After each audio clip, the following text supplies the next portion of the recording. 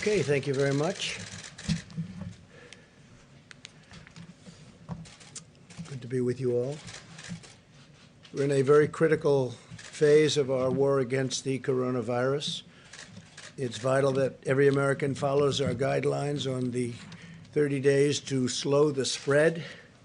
The sacrifices we make over the next 4 weeks will have countless American lives saved. We're going to save a lot of American lives, and we're in control of our own fate, very much so. Maintaining social distance, practicing vigorous hygiene, and staying at home are your most effective ways to win the war and to escape danger.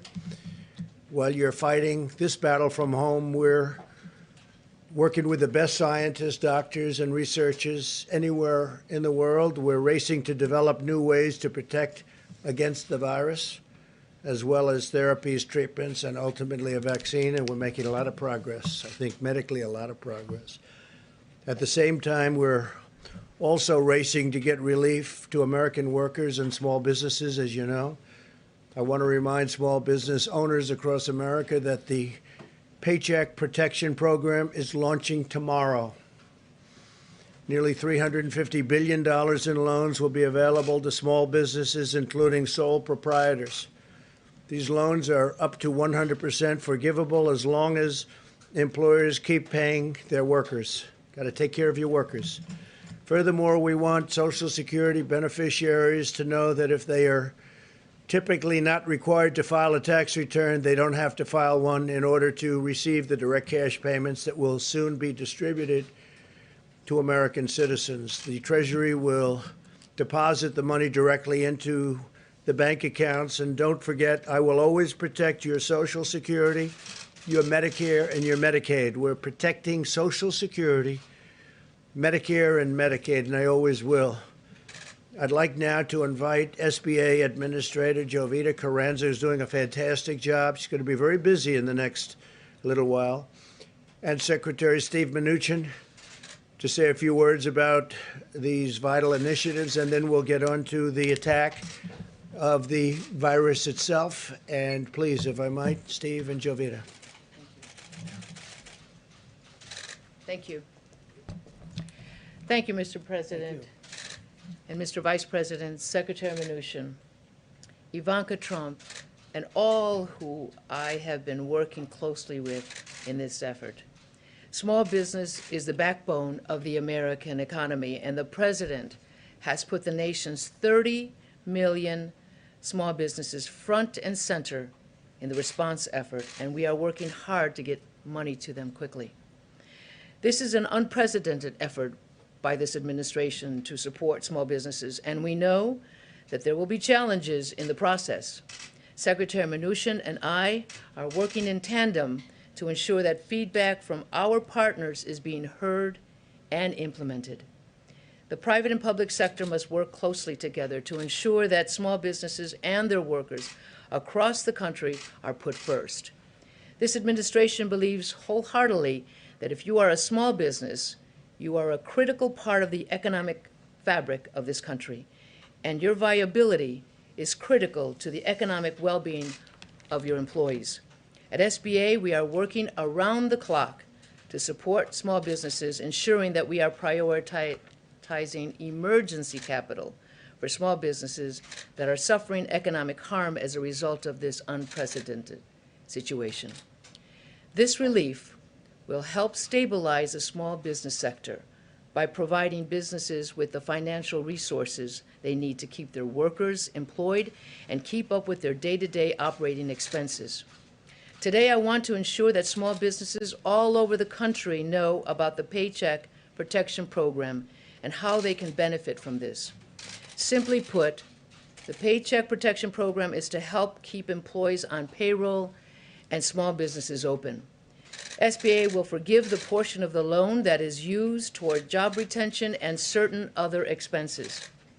We are working closely with lenders so that businesses can go directly to their local lenders. Paycheck Protection Program is in addition to substantial work that the SBA has and will continue to do to help small businesses, including providing advances on SBA disaster loans and forgiving existing SBA loan payments over the next 6 months. Additional details on these critically important programs can be found at sba.gov, and we will be updating these resources regularly. Our hearts go out to those affected by this terrible virus. Our communities around the country are stepping up, and we will get through this together. At SBA, we know that every phone call, email, or application submitted has a small business owner, their employees, and the communities they support are on the other side. Our most important objective is to allow small businesses to keep their employees on board and keep their businesses viable through this unprecedented disruption. I want to reiterate the importance of patience in this process as we work together to ensure that businesses are able to access needed credit. We will continue working around the clock as we've done with our federal and private sector partners, expanding capacity and working to make our systems as robust as possible to meet the needs. Thank you, Mr. President. Thank you. Very good. Thank you. Thank you, Mr. President. Thank you, Mr. Vice President. Thank you, Jovita. Mr. President, you've made clear to us we now need to execute. We need to get money to small business and American workers, and that's what we're doing. The SBA and Treasury committed to get this program up and running tomorrow, and when Jovita says people working around the clock, we had both teams working till 4 o'clock in the morning and start working again today. We've heard feedback from lenders, community banks, regional banks, and we spent the last 24 hours making this system even easier. So this will be up and running tomorrow. I encourage all small businesses that have 500 or fewer people, please contact your lenders. Any FDIC institution will be able to do this, any credit union, existing SBA lenders, and fintech lenders. You get the money, you'll get it the same day. You use this to pay your workers. Please bring your workers back to work. If you've let them go, you have 8 weeks plus overhead. This is a very important program. I'm pleased to announce we are going to raise the interest rate on these loans. And again, the interest rate is paid for as part of the program. The borrower doesn't have to pay this to 1%. We had announced it was going to be 50 basis points. We've heard from some smaller community banks that their deposit costs, even though the government's borrowing at 3 or 4 basis points, this is on average a 90-day loan. To make this attractive for community banks, we've agreed to raise the interest rate. Again, I encourage everybody, take out the Paycheck Protection Program. I'm also pleased to report the economic impact payments. I had previously said this would take us 3 weeks. I'm pleased to report that within 2 weeks, the first payments will be direct deposit into taxpayers' account. And as the President said, last night the President authorized me to say that anybody that has Social Security recipients won't need to file a new tax return, and we'll have that. If we don't have your direct deposit information, we'll be putting up a web portal so that you can put that up. It is a very large priority. The President has made clear we want to get this money quickly into your hands. I'm also pleased to report that we continue to work closely with the Federal Reserve. We're in the process of designing a new facility that we call the Main Street Lending Facility. We're also looking at facilities for state governments as well.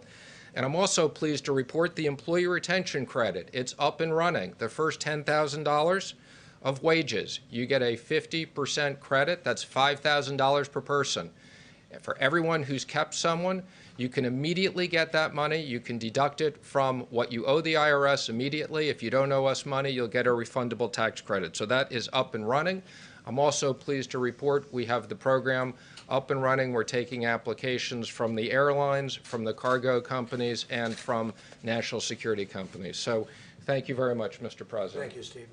For Jovita or Steve, any questions, please? Yes. Mr. Secretary, Chase Bank sent a letter to its business clients today saying that they don't have the necessary guidance from the SBA, from the Treasury Department, to be able to accept loan applications starting tomorrow. The need is clearly enormous, but at least one major bank says they're not fully empowered yet to be able to help their Well, customers? as I spoke to all the CEOs yesterday, I had a conference call with them. We got very good input from them on what they needed. As I said, people were working till 4 o'clock. I believe we just put up the Federal Register with the new guidelines for lenders.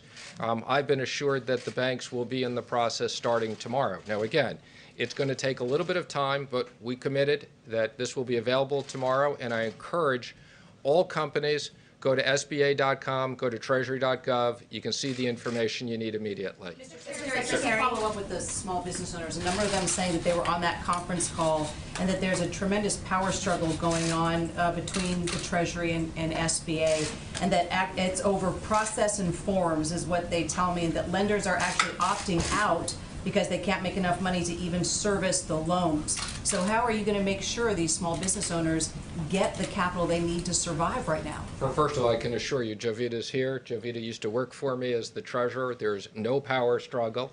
Jovita and our team, as I said, worked together till 4 o'clock in the morning, started working at 7 o'clock again.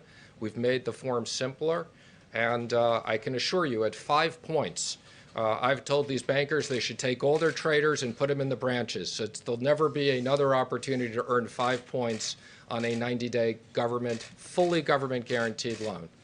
And those checks right into direct deposit, IRS now saying it could take 4 to 5 months. You're saying 2 weeks. Let me be clear. I don't know where you. solid- Let me be clear. I don't know where you're hearing these things. I told you this would be 3 weeks. I'm now committing to 2 weeks.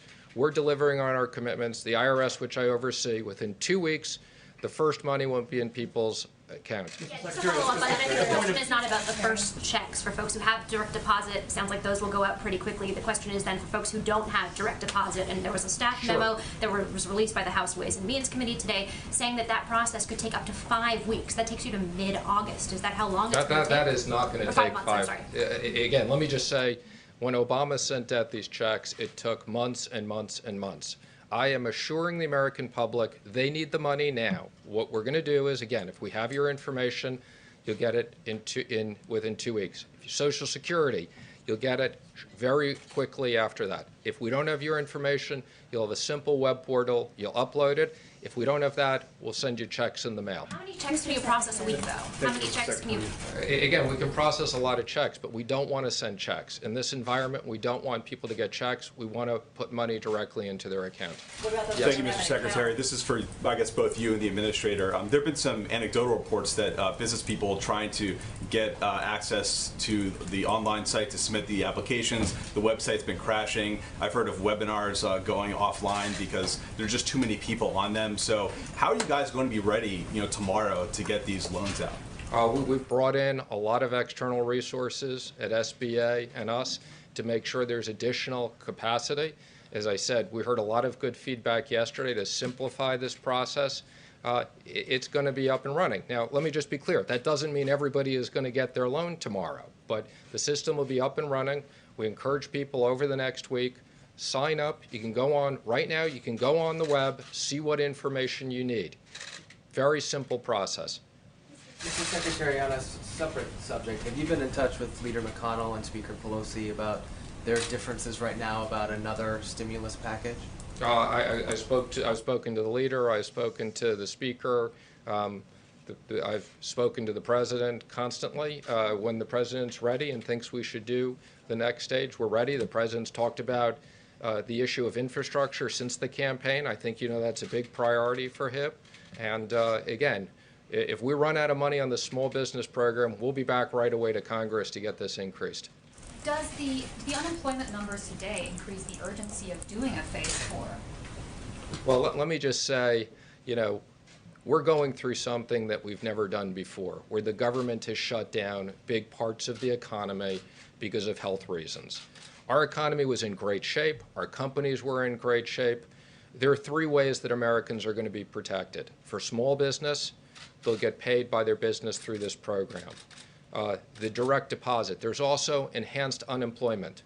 So we realize, unfortunately, there are a lot of companies that, because they aren't in business over a short period of time, again, we're working with the states on enhanced unemployment. And as soon as the medical professionals and the president give the all clear, we're going to have a ton of liquidity. We have about $6 trillion This has never been done between us and the Fed to put into the economy to support American workers and American business. Secretary, in addition to the jobless numbers we saw today, Phase 3 was signed before the social distancing guidelines were extended for another month.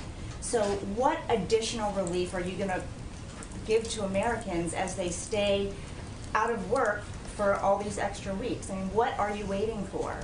Well, in designing this program, we thought that we had liquidity for about 10 weeks, and that's what we've designed. And again, I think the President's been very clear. If we need to go back to Congress to support the American economy and American workers, we will be doing that. Mr. Secretary. Secretary Mnuchin, House Speaker Nancy Pelosi has formed a select committee to oversee the distribution of recovery funds, and she says she wants to make sure that those funds are wisely and efficiently spent. Do you think that select committee is something that's necessary? I don't. I mean, you know, both parties wanted us to have oversight, wanted us to have transparency. We have full transparency. We have a oversight committee that the speaker gets to pick someone, the leader gets to pick someone. I believe there's 5 people on it. And again, that committee will review the money that we're spending. And again, we support full transparency. Taxpayers should understand how we're going to support this economy and jobs. Mr. Secretary, Senator Murkowski has asked you to consider providing loans to energy companies under the CARES Act, the Phase 3 bill. What are your thoughts on that? Would you consider providing those loans to energy companies? So thank you, and let me clarify. I have very limited ability to do direct loans out of the Treasury. I can do them for passenger airlines, cargo airlines, contractors, and national security companies. Outside of that, we work with the Federal Reserve to create broad-based lending facilities, which we will do. So our expectation is the energy companies, like all our other companies, will be able to participate in broad-based facilities, whether it's the corporate facility or whether it's the Main Street facility, but not direct lending out of the Treasury. A question for clarity about the direct payments to Americans. For those folks who don't have bank accounts, who don't have direct deposit information on file with the IRS, how long would they have to wait for their check? Well, for people who don't have direct deposit, again, we'll have an easy way they put it up. We can, on a rolling basis, I think, you know, within a couple of days when they give it to us, we'll send the money out. We do realize there are people who are underbanked. And again, we're working with all the digital companies, prepaid debit cards. We're working with all of them to make sure we have a process that every American gets their money quickly. This money does people no good if it shows up in 4 months, and we will deliver on that promise. So quickly is a matter of weeks then, perhaps, not months. Quickly is a matter of weeks and not months. That's correct. Would you consider a moratorium on... Go ahead. Mr. Secretary, one area where you can make direct loans is to the airlines. How much do you expect that the Treasury Department and the federal government will be involved in overseeing the operations of airlines as it pertains to which routes get cut back, how much they operate, what they do about their employees, and the like? So there are very strict requirements that's built into the bill. Again, this was a bipartisan requirement. One, anything we do with the airlines, they have to maintain substantially all of their employees. So again, any money that we provide them will go to pay their employees. We're going to be working with the Secretary of Transportation. There are requirements to maintain certain routes. So again, we have a very clear process. We've hired 3 outside advisors, will be financial advisors, and 3 law firms. Will be releasing that information shortly. And I want to thank them. They're all working for basically very, very little money. They couldn't work for free, so they've agreed to basically work for what they would sign up to work for charitable organizations. So again, no big fees to bankers. We got a great team of 3 lawyers and 3 financial advisors that will assist us. Mr. Secretary, just to follow up on that, will you give us a list of the names of those people who are advising you when you release the information? Of course we will. We'll give you the names as well as the contracts. Do you have any names right now other than BlackRock? So again, I'm happy to announce it. We have the PJT Partners, okay, is going to do the passenger airlines. Moelis & Company is going to do the cargo and contractors, and Perella Weinberg will handle the national security. And there'll be 3 law firms which we'll announce shortly that will be working in each one of those sectors. And again, let me just be clear. We need to get this done quickly. The airlines need money. We're going to work very closely with the Department of Transportation, and get this done quickly. We've actually already received contracts from a lot of the people. Again, there's guidance up on the web. Full transparency, we've asked for applications. Secretary, Mr. Secretary. On the airline issue again, Speaker Pelosi and others have said that the government taking stakes in those airlines should not be a condition for the federal government to provide payroll support specifically. What's your response to that? I spoke to the Speaker last night about that. This was something that was highly negotiated between the Republicans and the Democrats. The President was personally involved in this. He was on the phone with us many times. Mitch McConnell, Mark Meadows, senators on both sides.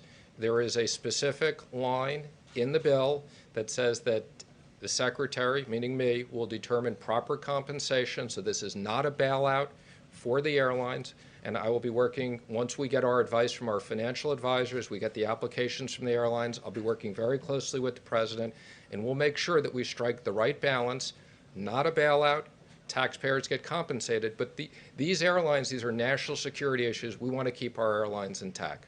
Mr. Secretary, just more broadly, perhaps for the administrator, if not for you as well, some small businesses, restaurant owners, for example, are finding that laying off their employees so that they can start collecting unemployment is better both for them as business owners and for their workers. What incentives do they have right now to keep their employees on the payroll if no one's coming into their restaurants? Well, the incentive that you have, and we want American business to be kept intact. The incentive is these are loans that turn into grants. So if you're a business owner and you're a restaurant, you can hire your people back. You get money for their medical. You keep them on the medical plan. You get money for your rent. You get money for your electricity. So you're motivated. We want you to have a business that you can reopen quickly when it's appropriate. So this doesn't cost the business owners anything. You know, when people talk about, I can't imagine any American worker who had a job, is offered to keep their job, isn't going to want to have it. And let me just be clear, we've also talked about this unemployment issue. You can only get unemployment if you don't have a job. So unemployment is intended for those people that are some of the mid-size or larger businesses, and we're very sympathetic to this, that these companies can't afford. And for those people, the enhanced unemployment will be a significant benefit. But we want to make sure 50% of the American workforce is small businesses under 500 people. The President, the Vice President, the Administrator, and I want to make sure this part of the economy is ready and intact when we're ready to reopen. Question for the Administrator, if I may. Is there a certain category of small businesses that you're most concerned about? Restaurants, hair salons, things like that? That's a great question. We're concerned about every small business. There's 30 million small businesses that we're really focused on, and we're working feverishly to make sure that we can provide the available funds to them as quickly as possible. So it's 30 million small businesses, and the other businesses are being dealt with the PPP, with the Paycheck Protection. There was also the disaster, what we call it the injury or economic injury disaster loan. And then there was an advance associated with that particular program as well. So to answer your question, we're concerned about all businesses. And as the Secretary indicated, we're looking at employees being ready, not lost in this process. We want businesses to stay intact because they represent half the GDP. So if we spend $1 trillion to support 10 trillion or 11 trillion, I think that's a significant investment, and that's what we're focused on. Is there a certain segment that you think is particularly vulnerable? Hang on, I just want to make one comment for explanation because I want to make sure everybody out there understands this. If you're an independent contractor, if you're a sole proprietor, you're eligible for this as well. Now, that program won't be up and running until next week, but again, this is a very broad definition of small business. So if you're an independent plumber, if you're an independent contractor, you're covered under this program. Slightly more complicated. You have to come into your bank and give them more information, but starting next week, that part of the program will be up and running. Also, charities. Charities as well, very important. The Vice President and President make sure that we covered small charities in this. Does that include churches and religious nonprofits? It does, although there are some technical issues, but yes, it does include faith organizations. Is that under that's under the SBA program? This is under the PPP, yes, the new SBA program, they are covered. Okay. Thank you all. Thank very you, much. everybody. Thank you, Julia. Thank you, Steve. Good job. Thank you. Okay, so that begins right away, and they start handing out checks. And a lot of people are going to have their businesses built back up quickly, I hope. And we'll see. Complicated, big, small business is actually big business. So I thank them both. And please, good. We have some great gentlemen. Let me see. Great gentlemen. That's correct. Thank you very much. Today, my administration is also issuing new guidelines to protect elderly Americans who remain the most vulnerable. By now, nursing homes should have suspended the entry of all medically unnecessary personnel. Today, we're further recommending that all nursing home facilities assign the same staff to care for the same group of residents consistently to minimize any potential spread. And we're also urging facilities to designate separate areas for healthy and sick residents. And this is a practice that we probably will be recommending into the future long after the enemy is gone, this particular enemy is gone. We're also making every effort to provide relief to our great veterans. We take very good care of our veterans. At my direction, Secretary Wilkie will use any authority at his disposal to extend deadlines for benefits and to postpone debt collections. We're now conducting well over 100,000 coronavirus tests per day. It's over 100,000 tests a day. And these are accurate tests, and they're moving rapidly, which is more than any other country in the world, both in terms of the raw number and also on a per capita basis, the most. The FDA has also authorized the first coronavirus antibody test developed by Celex, a key step that will help identify people who have recovered and to understand their immune response and their immune system.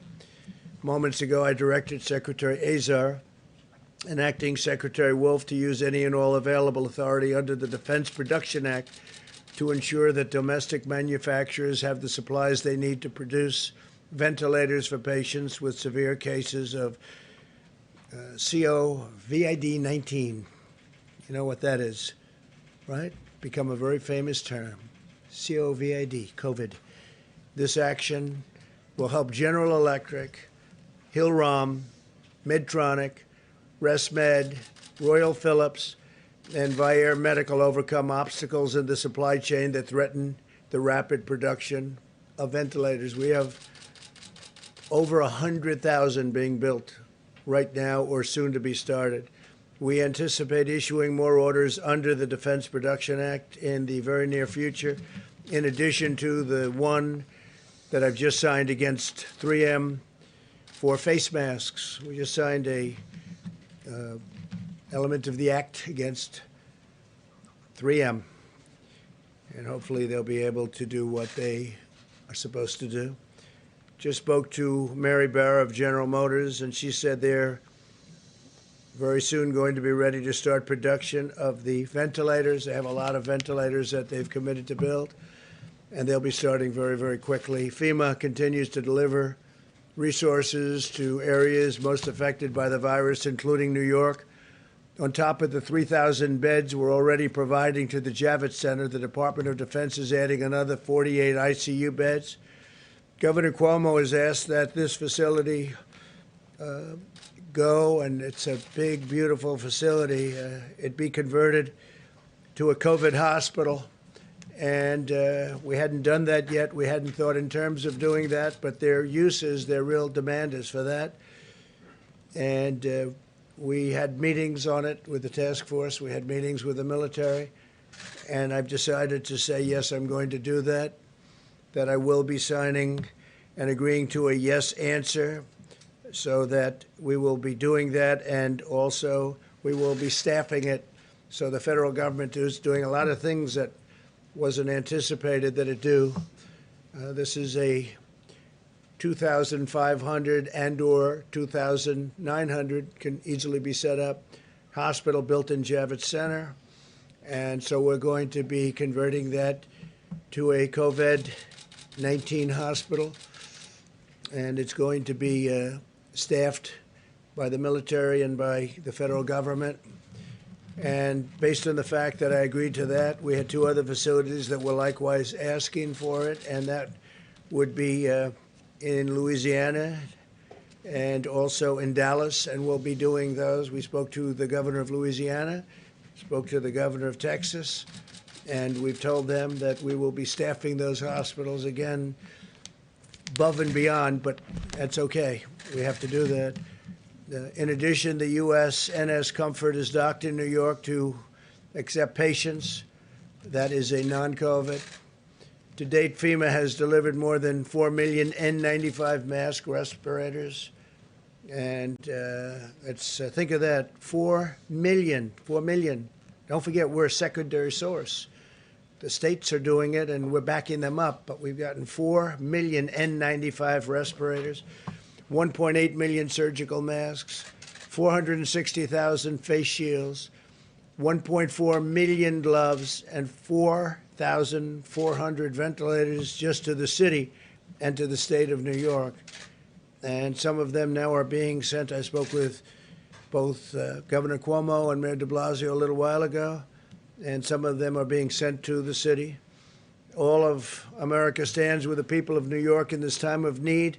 It's definitely a hot spot, but we have other hot spots also, and we're taking care of them very, very strongly, very powerfully. We have the finest people in the world in those locations, and I think the federal government has not only acted early, but acted quickly, professionally. There's no people like this. Doctors, nurses, first responders, and other healthcare providers who want to help New York at this critical time should visit website nyc.gov/help-now. nyc.gov/help-now.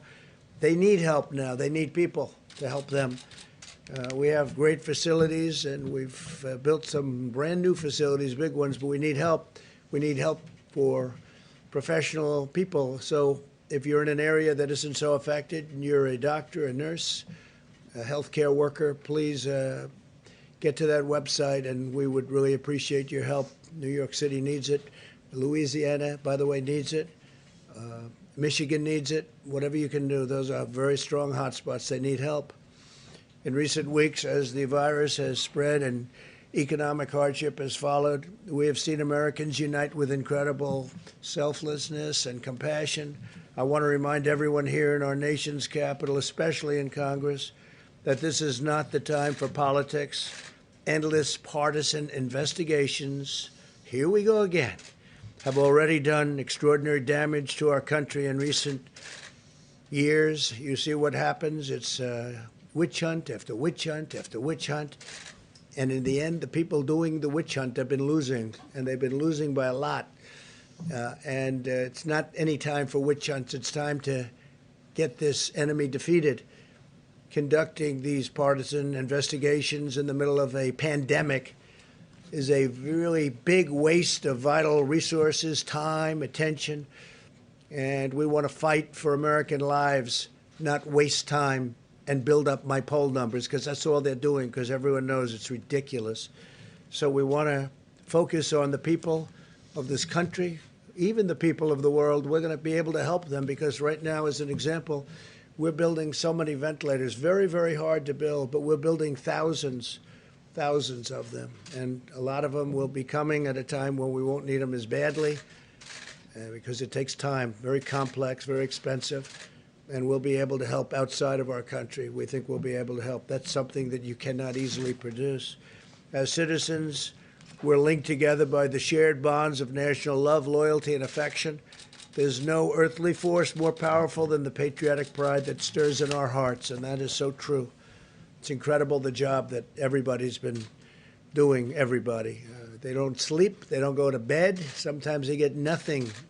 Said to somebody recently on the task force, how many hours sleep have you gotten over the last couple of days? The answer was none. In one Massachusetts neighborhood, citizens come out of their homes each night at 8 o'clock from their porches, and they sing God Bless America. Others have joined in, spreading from house to house, down one street up to the next, until their little town with a spirit of patriotism and reminding all Americans that we're all in this together. We'll fight together, and we will win together. We're going to win this. Now, what I'd like to do is I'm going to step out. We have a meeting on this subject, and I'm going to step out just for a few moments. I'll be right back. We'll answer some questions. But you have some very hardworking people who have done an incredible job, led by Vice President Mike Pence, head of the task force. And then Jared Kushner is going to say a few words, and Admiral Polovchek, Peter Navarro, Dr. Birx, and myself. I'll be right back. So I'll see you in a little while. I did take a test. It just came out. This is from the White House physician. You may have it. Just came out. I just took it this morning.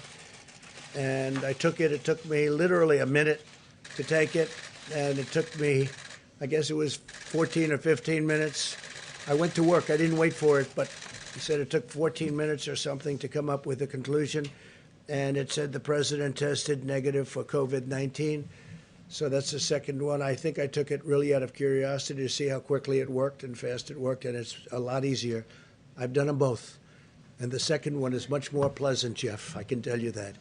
Much more pleasant. So I'll be back in a little while. And Mike, please take over. Thank you. Thank you all very much. I'll be right back. Thank you, Mr. President.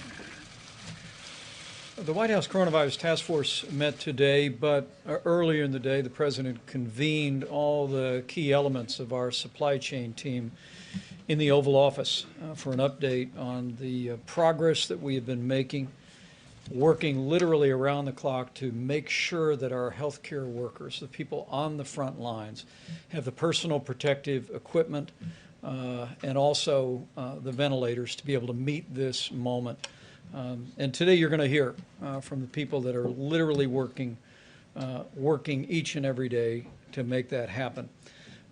Dr. Deborah Birx is also with us. She'll reflect in a few moments on the progress that we're making, analyzing the data. Each and every day we're looking county by county, state by state, consulting with governors and local health officials. At the present moment, more than 1.3 million tests have been performed, and as you all are aware, some 236,000 Americans have tested positive for the coronavirus, with now the losses over 5,000 Americans, and our hearts are with their families. Beyond that, we have been focusing not just on ensuring the testing is occurring, but that the supplies are flowing. As the President just announced, he made a decision today to deploy thousands of N95 masks directly to New York City's public hospitals, and our team will speak about that in just a moment.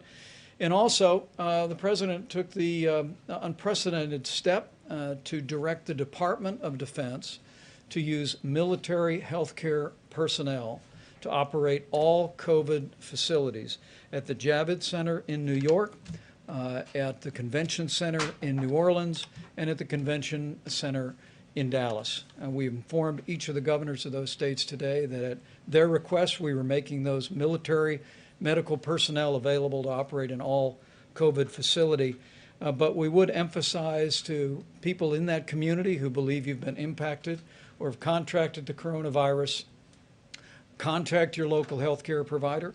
We anticipate in the New York area that your local health care provider will make the decision whether you are transferred to the Javits Center, and in all cases simply look to the guidance of your local governors about how best to receive the care that every American is entitled to have.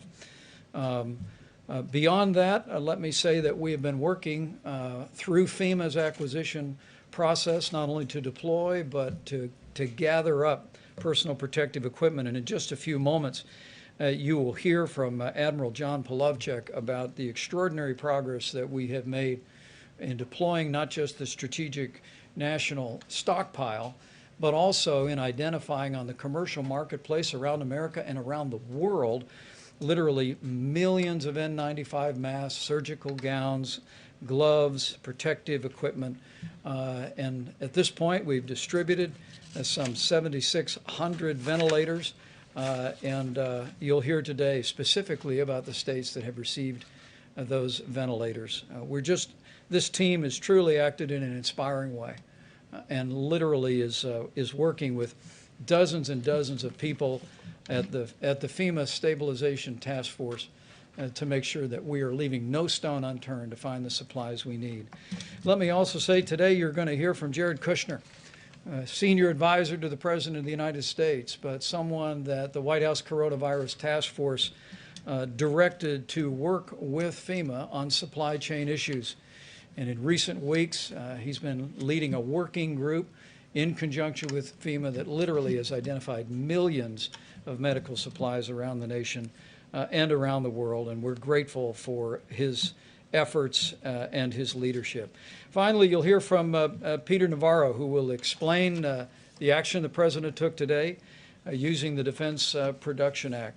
But as you hear details today about medical supplies that have been distributed, those that have been purchased, those that we're making available, ventilators distributed to hospitals, and those that are available, let me just remind every American that you can make a difference in ensuring that every patient has the treatment that they deserve, every healthcare provider, every doctor and nurse's assistant has the protective gear to provide the care that you would want your family to have by putting into practice the President's 30 days to slow the spread. I mean, we want you to take to heart the President's coronavirus guidelines for America.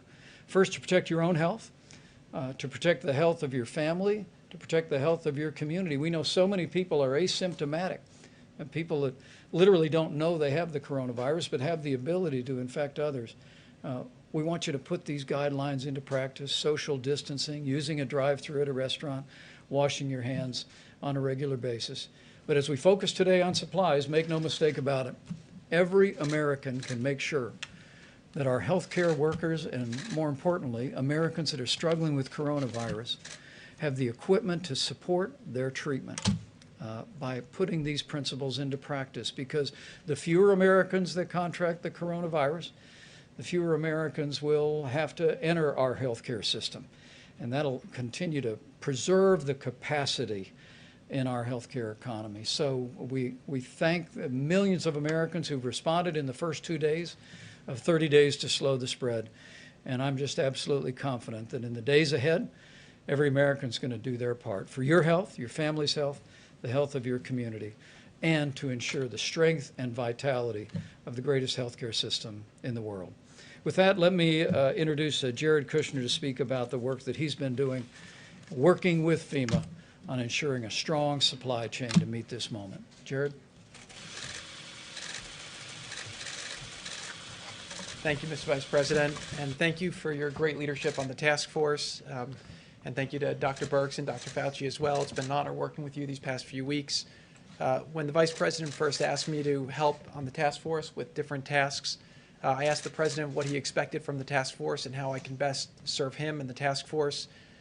What the President asked is that all of the recommendations that we make be based on data. He wanted us to be very rigorous to make sure that we were studying the data, collecting data. A lot of things in this country were happening very quickly, and we wanted to make sure that we were trying to keep updating our models and making sure that we were making informed decisions and informed recommendations to him based on the data that we were able to collect and put together.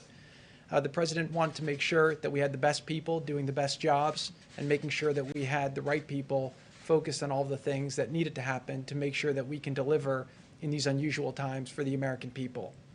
The President also instructed me to make sure that I break down every barrier needed to make sure that the teams can succeed. This is an effort where the government is doing things that the government doesn't normally do. We're stretching, we're acting very quickly, and the President wants to make sure that the White House is fully behind the different people running the different lines of effort to make sure that we get everything done in a speed that the President demands. The President also wanted us to make sure we think outside the box, make sure we're finding all the best thinkers in the country, making sure we're getting all the best ideas, and that we're doing everything possible to make sure that we can keep Americans safe and make sure we bring a quick end to this in the best way possible and balance all the different aspects that need to be thought of while we do this. This truly is a historic challenge. We have not seen something like this in a very, very long time, but I am very confident that by bringing innovative solutions to these hard problems, we will make progress. Today, we were briefing the president earlier. He asked me to come out and talk a little bit about what we've been doing on the supply chain task force, which Admiral Plavchek has been leading. And what he's been very impressed by is the way that we've been resourceful to find product all over the world, all over the country, and we are finding ways to solve the different problems.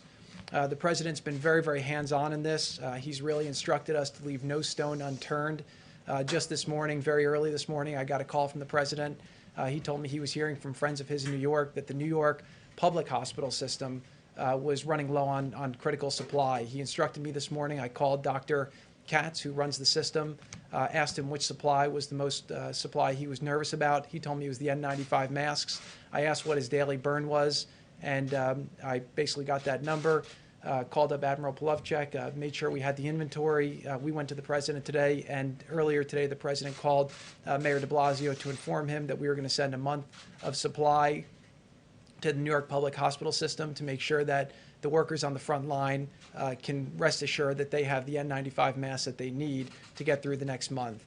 We'll be doing similar things with all the different public hospitals that are in the hotspot zones and making sure that we're constantly in communications with the local communities.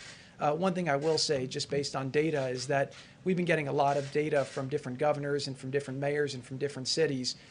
One thing I've seen FEMA do very, very well over the last week or so is now we're getting real-time data from a lot of cities. People who have requests for different products and supplies, a lot of them are doing it based on projections, which are not the realistic projections. The projections change every day as we see the cases, as we see the impacts of the Stop the Spread effort that this task force recommended and the president has been pushing forward. So I do think that we'll see that hopefully there'll be impact of that, and the task force has been working very hard through the FEMA group with Admiral Plavchek to make sure that we're getting the supplies to people before they run out and making sure that we're doing it in a proper way.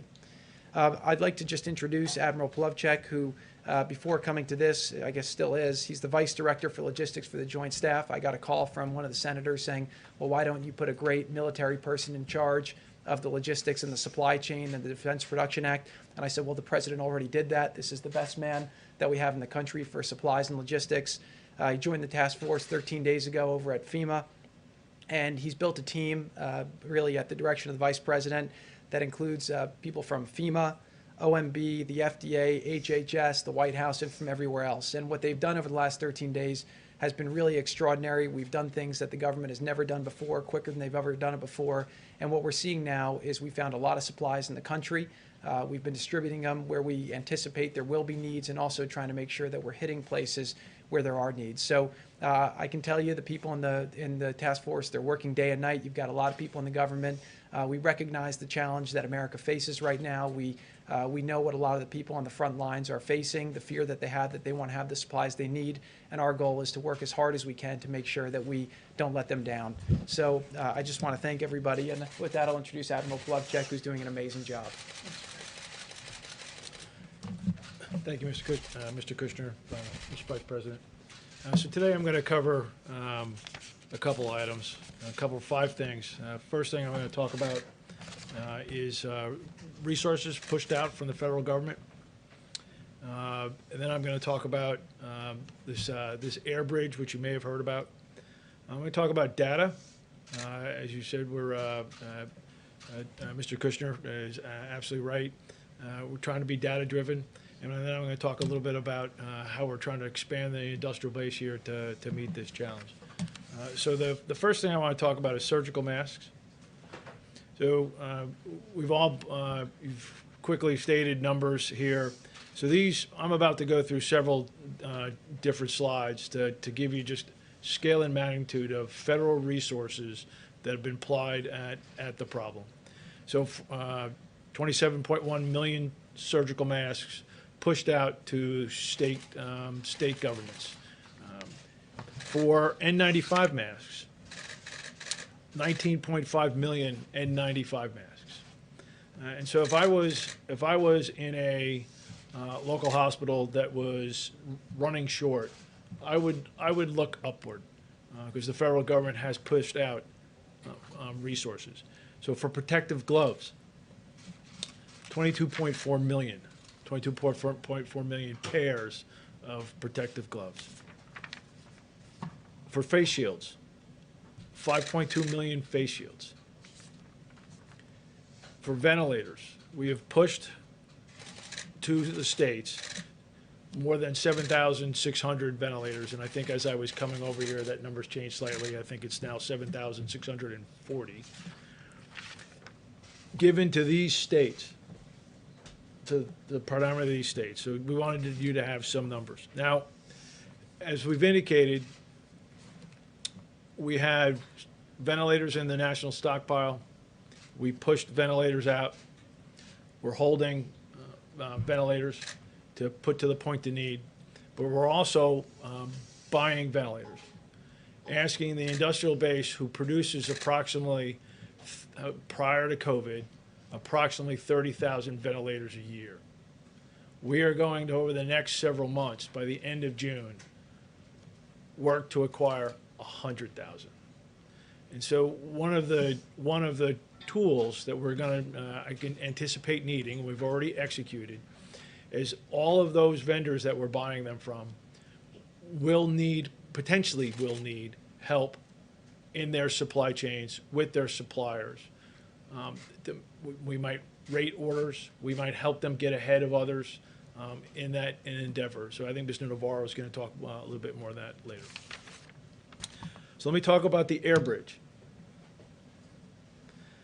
So it normally takes approximately 37 days to get from overseas, get product, load it, get it to the United States, and distribute it. That's about 37 days. So to prime the pump, so to speak, we have lined on an air bridge to get product here faster, working with our major suppliers as they work to fill orders to get more to healthcare workers now. We are working to align transportation to product. Now, one of the things we're also doing is the team that works for me are scouring the globe and finding pockets of personal protective equipment that might not otherwise be in the U.S. hospital supply chain. That is also going on these flights. 6 completed and a number scheduled. 28 flights scheduled here in the near future. We are working towards, some days we'll have 1 flight, some days there might be 2 flights, multiple flights over the next coming days. These 28 are, as far as I can see, out to a couple of weeks. Then again, matching product, 2 flights to create volume in the supply chain here faster than the 37 days. I'm just going to leave that up as I talk about a few other items. So let's talk about New York City and the public health hospitals. I believe they're called New York City Health and Hospitals. President directed, as I speak, there are pallets being formed, truck being loaded. I gave an address in New York City here an hour or 2 ago, and one of our distributors is making that happen, and that delivery will happen tomorrow. On the data front, this is almost unprecedented. This is a commercial supply chain with 6 to 7 major distributors of health equipment. We brought them all in, and we said we need to make informed decisions, and we are going to help make informed allocation decisions. So within a matter of days, feeding from their business systems, their enterprise resource-like systems, I brought on board a tool, a supply chain tower, that the DoD was using to manage a supply chain for a very complex weapon system. Their data goes into a data lake. We have a tool to be able to use their data and see it. I can tell what product is coming in, what their orders are, what they're filling, what they're not filling, and see the volume in the supply chain and understand what they're doing down to the county level. We're working to get it potentially down to the hospital level. So this 200 and some odd N95 respirators we took a look in there in the supply chain, and we said we have the volume to go do that. I called the distributor, and they're making that happen. We anticipate, as the hotspots around the country, we anticipate these vendors at our direction helping them allocate product to the right place at the right time. So if I talk finally about expanding the industrial base. So the vice president was at Walmart the other day, who told him, I want to get in this game. How do I do that? So I got the call. We provided them specifications. And Walmart is going to use their suppliers to cut fabric, make gowns, sew product. But that's not always the case. We have lots of folks that want to help. I believe you will see in the coming days the use of the Defense Production Act in creative ways to help people that are not doing this today to do it. We have essentially leads. The number yesterday was 210. I believe it probably grew today, that we are working with to find how each one of those might need help to get in the game that's not in the game, to increase the throughput through the healthcare market. Again, the president gave me one task: get more to our healthcare workers now. And I took that to heart, because I have, not that I don't need that from the president to that direction to move out, but I have family in New York. My sister's a nurse practitioner in a Westchester hospital, and my niece is a nurse on a Long Island hospital. And I have other healthcare professionals in the family. So I have skin in this game, and the president asked me to get more of the healthcare workers. I'm going to get more of the healthcare workers. I'd like to hand it over to Mr. Navarro. The 200,000 is going out as we very speak. specific about that. It'll be delivered tomorrow. Yeah, but let me be clear on that, if I can. What Jared announced, what the Admiral just unpacked, is that pallets are being loaded right now to send 200,000 N95 masks to New York City, to the public health hospitals. Yeah, So to the public health warehouse in New York City. all the healthcare workers, help is on the way. Based on the tools and the data you have available to you, where is the logjam? Where has it been? How have you identified that? Because as you say, all this, millions more PPE is going out the door. As you well know, the frontline medical workers I would answer you this way. We put up a lot of numbers. I said that if you're in a hospital and you're not seeing PPE, I would look up to the state level first.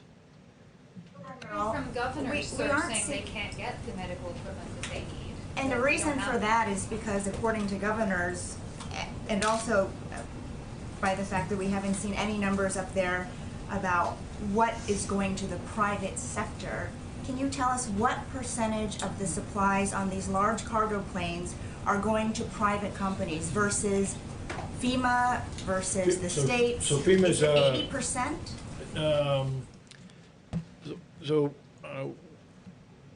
This product that we're moving is primarily commercial product that would enter the commercial system and be distributed through financial business transactions between hospitals and these distributors. So just to clarify, that explains why states say they're bidding like they're on eBay, because the supplies are going to the private sector, and then they have to go there to get the supplies. That's normally how things work, right? So I'm not here to disrupt a supply chain. So look, these 6 distributors, 6, 7, they have 600 to 700 warehouses. They have trucks to go to the hospital door every day. We're bringing product in. They're filling orders for hospitals, nursing homes, like normal. I'm putting volume into that system. I would say that we have the data now. So we put together this data element over the last, 13 days. Get the people in, look at the problem, build this. I am now seeing truth about what's in the supply chain, and I would say that there's been some abnormal behavior. Okay? Yes, thank you, Admiral. House Oversight Committee Democrats say that FEMA officials told them that the ventilators that the government has ordered won't be ready until June, which is well after the expected peak. Will the Defense Production Act memo signed today do anything to speed that up? Yes, I will. Mr. Navarro will talk about that. We're online to receive several thousand ventilators in the month of April and several thousand more ventilators in the month of May, ramping up to a big number in June. Again, going from an industry that produces about 30,000 annual to a very big number. Are you confident that the system means the states with the greatest need are getting the supplies? Yes. So because a lot of governors are saying that they can't get what they need, and different states have more pressing urgency, obviously, depending on the case. So we marry up. We're marrying up where CDC, where the demand for COVID is, to what's in the commercial system. We're providing that to the commercial system, and we are making allocations to those of most pressing need. 13 days. We now have the data. We now can make informed decisions, and so all of the I need. I now know the volume that has been happening and needs to be happening. So, Admiral, with that, and Mr. President, I'd love for you to weigh in on this as well. You talk about, well, you alluded to the fact there is possibly some shady business going on, that the product is here in the United States. And coming here. Yes, and it is coming here. It's coming from China. It's in warehouses. It's being made here in the United States. It's in warehouses, but it's going to the highest bidder. So, what can be done to keep those products here in the United States, not go overseas where companies are making a lot of money, and get it distributed to the most critical places here in the U.S. I would love to hear from how's that being done, because doctors, I've talked to surgeons on a regular basis. Let me give you the bigger view of the DPA, and we'll directly address that. What we have essentially is a nation at war. We have a wartime president standing behind me. The Defense Production Act is one of the most powerful weapons this administration can use to fight the invisible enemy of the virus. When I spoke with you last week, I explained the 3 points of the compass DPA can be used to hit. The first one is mobilization of the industrial base. This can involve things like repurposing from, say, a distiller like Pernod Ricard, from liquor to hand sanitizer. It can also involve expansion of production, which is having Honeywell, which makes N95 masks, open a new factory in Smithfield, Rhode Island. With respect to the second point of the compass, allocation of resources, we have 2 issues there. If you look at the manufacturer itself, what you want to make sure is that the supply chain, which can go 7 tiers deep, has enough components in that supply chain so we can actually make what we need. And then once it's made, you also want to make sure that it goes to the right people. And then the third point of the compass, which addresses what you're talking about, is basically BUST'em, I call it, hoarding of critical or threatened materials. So let me walk through what the President did today in terms of a strong action, what we've done, DPA across those 3 points. The first order President Trump signed was vigorous, swift. It was the GM order, which directed GM to make ventilators in Kokomo, Indiana in Trump time, which is to say as fast as possible. As the President mentioned, he spoke to Mary Barra today, the CEO of GM. That is moving forward at the same time as the Ford project is moving forward in Rawsonville, Michigan. And I've issued a challenge to those 2 companies, a la Ford versus Ferrari. This is Ford versus GM. Let's see who gets those ventilators out first. Now, the second point of the compass, which these 2 orders address today, is this allocation of resource issues. The ventilator companies themselves expressed concern that in this rush to build ventilators, there would be pressure on that supply chain. So what they requested that we do and the President do is to use the DPA to give this gentleman here, who's one of the strongest gentlemen in the world in terms of applying things, is to give him the ability to prioritize that supply chain for those ventilator manufacturers. And he will do things like give them what's called a DO rating in the defense procurement, which will allow them to get what they need. Now, the second order, which the President signed today, has to do with the other part of the equation, which is once they make the stuff, okay, where does it go to the right folks? And this is a 3M order. And to be frank, over the last several days, we've had some issues making sure that all of the production that 3M does around the world, enough of it is coming back here to the right places. So what's going to happen with the signing of that order in Trump time is we're going to resolve that issue with 3M probably by tomorrow close of business, because we can't afford to lose days or hours, even minutes in this crisis. Now, the third part of the compass, this third point there, this gets to the hoarding issue. The President stood up here with he's the commander-in-chief, but we have a sheriff in town too, Attorney General Barr. And he stood up here with Attorney General Barr, and Bill Barr said, I'm going to go out and bust them. And guess what? 3 days ago, DOJ went into a warehouse in Jersey, grabbed PPE, and the beauty of that wasn't only seized, but within hours it was turned around and given to healthcare professionals in New York and New Jersey. That's a beautiful thing. That's a beautiful case of using the DPA. Now, what's going to happen tomorrow is the President's going to sign another order, which is in the works. This is interesting. There is a black market springing up, which you have described, where we're having people bid against each other. Brokers come in. They're bidding and bidding on all this different PPE. It's driving the price up. And guess what? You know where it's going? The domestic sources here are being exported. When President Trump heard about that, he said, that's not going to happen anymore on my watch. So tomorrow we're bringing that order, and what's going to do is it's going to empower Customs and Border Protection with the help of people like the Post Office and express mail consigners like UPS to basically deal with that issue. So we are going to crack down unmercifully. And I would say to the hoarders out there, the brokers who are trying to make money off the misery of people in this country or around the world, that's got to stop. And if you've got inventory, what you need to do is pick up a phone and not call somebody out around the world. You call FEMA and say, we got some stuff, we'll give it to you at a fair price, and be done with that, because that stuff has absolutely got to stop. So hang on. So that's what we're going to be looking for, and when we hear cases like this, we're going to aggressively issue order after order to crack down on it. Now, this is not my role to take a bunch of questions, but let me tell you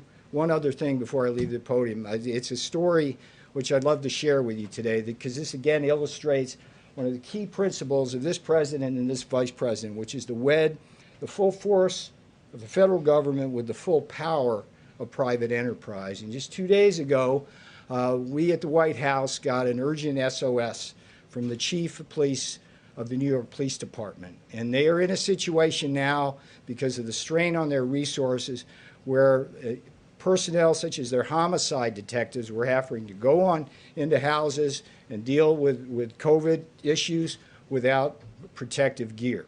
Now, the beauty of this president is, because of his leadership, we were able to solve that problem in 2 phone calls. 2 phone calls. The first one went to Phoebe Novakovic at General Dynamics. Phoebe, can you call Tom Kennedy at Raytheon? I need you guys to basically scoop up all the Tyvek suits you can and find any gloves you can. For everything Romania has to offer, to the experience you'll take away. Romania. Explore the Carpathian Garden.